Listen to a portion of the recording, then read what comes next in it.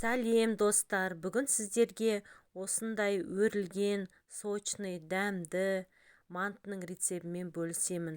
Пісіп шыққан кезде міне осындай болып ішінен суы ағып тұрады.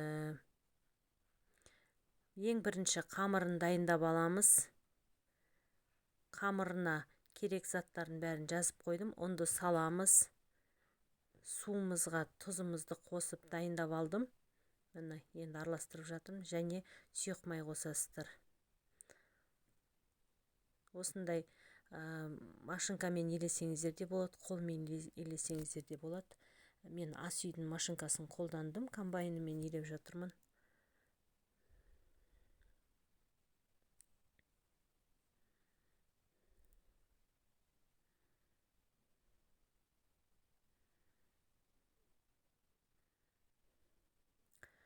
Қамырымызды елеп, өстіп басып 15 минутқа тұндырып қоясыздар. Қамырымыз дайын болғанша жаңағы ішіне салмасын дайындаймыз. Ол үшін жаңағы мен фаршы мен майымды дайындап алдым. Маған 1 килограмм фарш, 300 грамм құйрық май кетті. Жуамды турап, қара бұрыш салдым. Дәміне қарай саласыздар өздеріңізге. Паприка 1 кішкентай қасықпен, тұз салдым. Дәміне қарай салдым мен.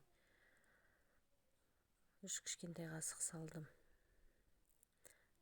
Содан кейін 50 грамм су құясыздар кішкене. Сочный болу үшін. Және үлкен 1 қасықпен май қосаңыздар болады. Мен кішкене 2 қасықтай қостым. Майын қосып, фаршын араластырып, 1 келкі қылып араластырып аламыз.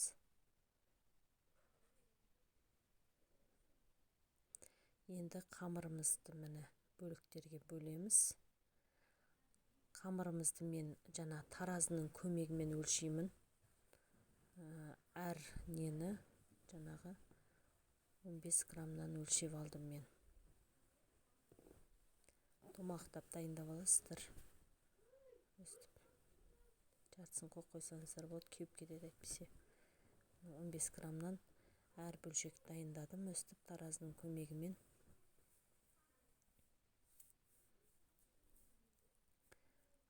Мантыны өздеріңіз білесіздер, өріп жазсаңыздар да болады, немесе жайып 4-3 деп кесіп жазсаңыздар да болады.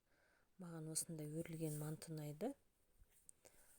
Сондықтан мен өзім өстіп өріп жасадым.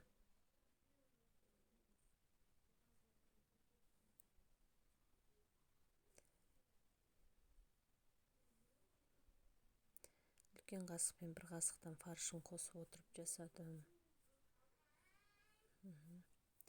Өстіп салып аласыздар. Бірінші салғаннан кейін жаңа қамырымызды кішкене қысыңқырайсыздар. Қысып, ішіне қарай бетіп өресіздер. Сонда ол өрілген манты болып шығады. Үлкен бас бармағымызбен басып, өстіп өріп жасаймыз. Мына осындай манты шықты. Мантылардың орталарына, беттеріне кішкене май жағам, сонда жабыспай осындай болып піседі достар. Міне мантымыз дайын болды. 45 минутқа пісіріп аласыздар мантоваркада. Дәмді мантыларымыз осындай дайын болды. Каналыма тіркеліп, лайк басуды ұмытпаңыздар достар.